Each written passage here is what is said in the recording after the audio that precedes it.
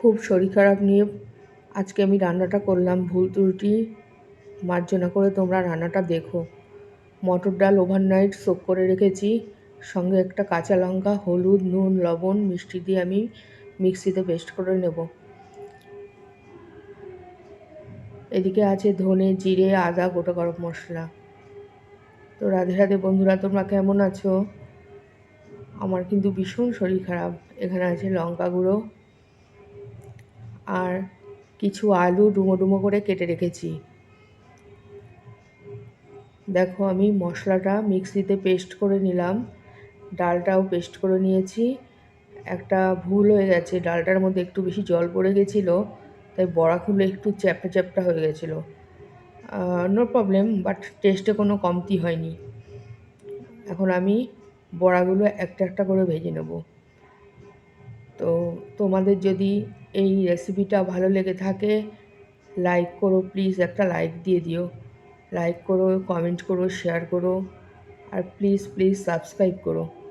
আর যারা Facebook page থেকে দেখবে, তারা ফেসবুক পেজটা ফলো করার জন্য আমি অনুরোধ করছি তাদেরকে। তো দেখো আমি বড়াগুলো এক একটা করে ভেজে নিলাম। আগেই বলে দিয়েছি বড়াগুলো একটু চ্যাপটা চ্যাপটা হয়ে গেছে, জল বেশি পড়ে গেছিলো। তো বড়া ভাজা হয়ে গেলে আমি বড়াগুলোরে একটা পাত্রে তুলে রেখেছি।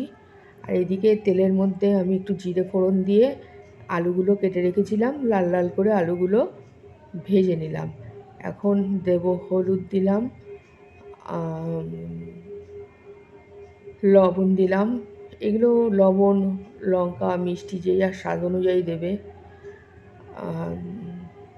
এবার চিনি দিলাম, দিয়ে আমি মশলাটা যে মশলাটা করে রেখেছিলাম ওটা দিয়ে দিলাম।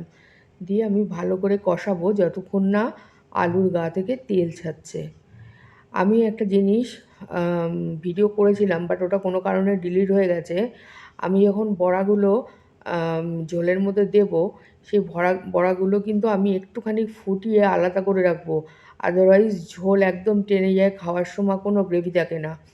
তো দেখো আমার আলুর থেকে তেল ছেড়ে দিয়েছে। এখন আমি জল দিয়ে দেবো। জল দিয়ে ভালো করে ফুটিয়ে নেব। আর যেটা তোমাদেরকে বললাম, আমি বড়াটা যখন দিয়েছি ওইটা আমার ভিডিওটা ডিলিট হয়ে গেছে, আমি দেখাতে পারিনি।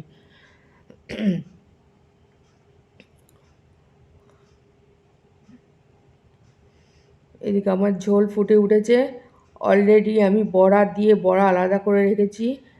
এখন আমি ঝোলটা ভালো করে ফুটিয়ে একটা পাত্রে ঢেলে নেব, আর বড়াটা একটা আলাদা পাত্রে ঢেলে নেব।